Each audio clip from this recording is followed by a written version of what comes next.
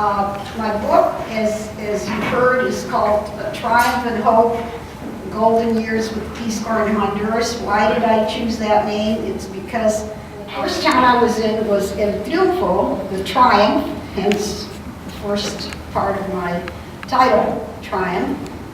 And then I wanted to stay on, but as Jen would tell you, it's very, very hot all year round in El Triunfo. It's near the Nicaraguan border. It's at sea level. And I said, well, I'll have heat stroke if I stay here any longer. Because we had to often hitchhike, we had to ride horseback, we had to travel in the back of a pickup, and you know, it's over 100 degrees. Sometimes an elderly lady like myself, who joined the Peace Corp at 62, I couldn't take it, but I said, I'd like to stay in this country. What else have you got? And they sent me then to a high elevation, La Esperanza, the Hope. And so that's the title of my book, which is also, it also reflects emotions that I have regarding Honduras. And as you just heard, I'm back from a month in Honduras. I go usually every February to volunteer with International Health Service of Minnesota.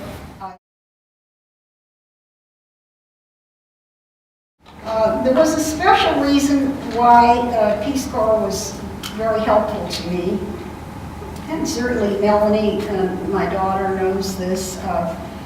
In 1994, our family had a tragedy which I would not wish on anyone, which was that my oldest son died suddenly after a work accident, and that was extremely devastating. Just as I was approaching the anniversary of his death, and he died in December of 1994, and December of 1995, I had a Cuban foster son who had come with the Mariel boat, but my foster son, who was 16 years old at the time, was in jail. He never told me why, but I think it may have been because he was gay. He was gay. And in any case, he said he didn't particularly want to come to the United States, but when the guards said get on the boat, he thought, well, it's better than being in jail, so he got on the boat. His name was Alex. My son who died was Andrew. Alex, in 1990, told me he was HIV positive, which at that time was a death sentence, and he did die in 1995. In a way, seeing his illness was instructive to me because Honduras has a very high rate of HIV. I think it's second highest maybe after Haiti, and certainly the highest in Central America. And when I finished my Peace Corps service, after almost 3.5 years, people said, well, why don't you write a book? You've got this material. And it was interesting. So I thought, yeah, I'd like to do that. However, of course, I started the interpreting, and I was reconnecting with my children and grandchildren, helping take care of my mother.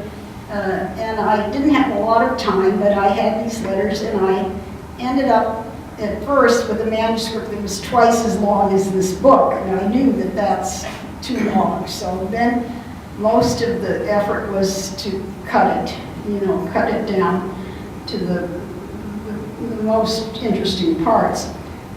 One thing about a book that's nonfiction, as mine is, it's hard sometimes to write about real people, and if they should read the book, they might be offended.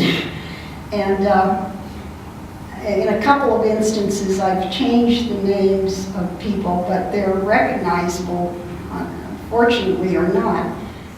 I need to pee, but I'm afraid to dismount, leery of this empty, scary place. It's pitch black, with moon and stars veiled, as cold rain pelts down, stinging my exposed skin and leaking inside my poncho.